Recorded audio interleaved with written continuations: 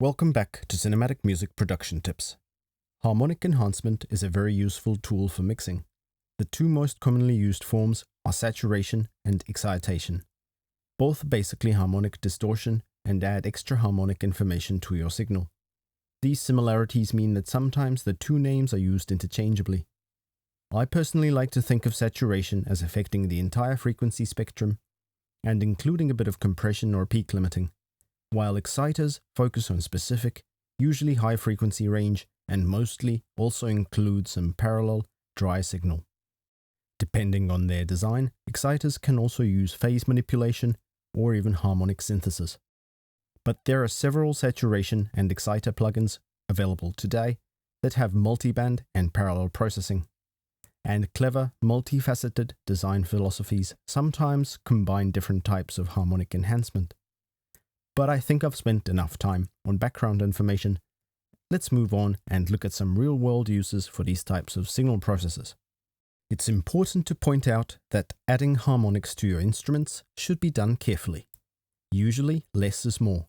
For the examples that I'm about to show you, I've been slightly more heavy-handed to make the differences easier to hear. Also, because harmonic enhancement usually results in increased loudness, I've tried to level match the examples to make comparisons easier. First, let's have a look at my personal go-to, FabFilter Satin. Here is a quick brass example, first with the plugin bypassed and then with it active.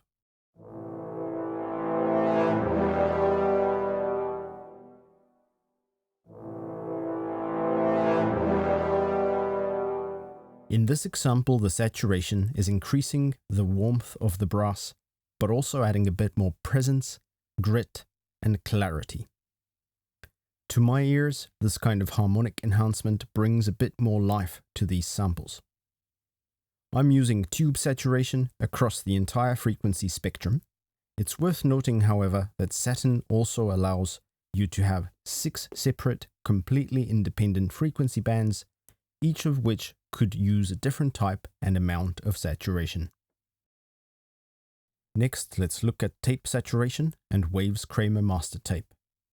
This plugin is a favorite of the legendary film score mixer Alan Meyerson. Here's a couple of bars of strings, first with the plugin bypassed and then with master tape active.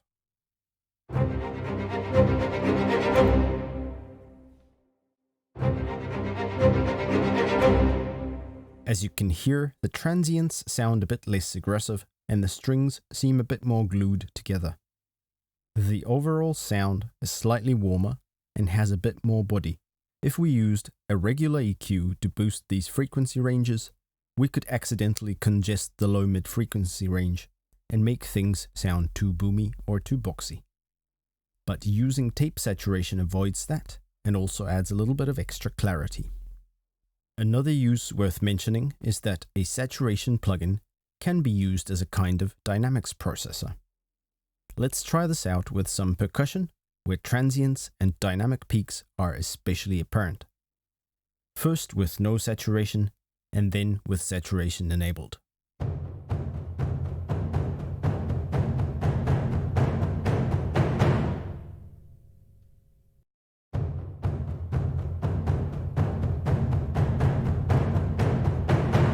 Put simply, here saturation catches the loudest peaks of the transients and replaces them with extra harmonic information to make things sound fuller.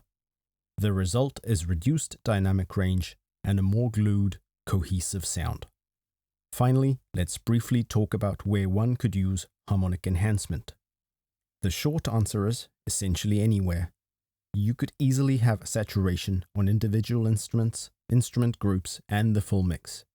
Individual instruments have less complex harmonic information, and there you can get away with using more harmonic enhancement, while a full mix will respond quite differently and won't be able to handle as much before issues like distortion or intermodulation become obviously audible. That's all for this time. Thank you for watching.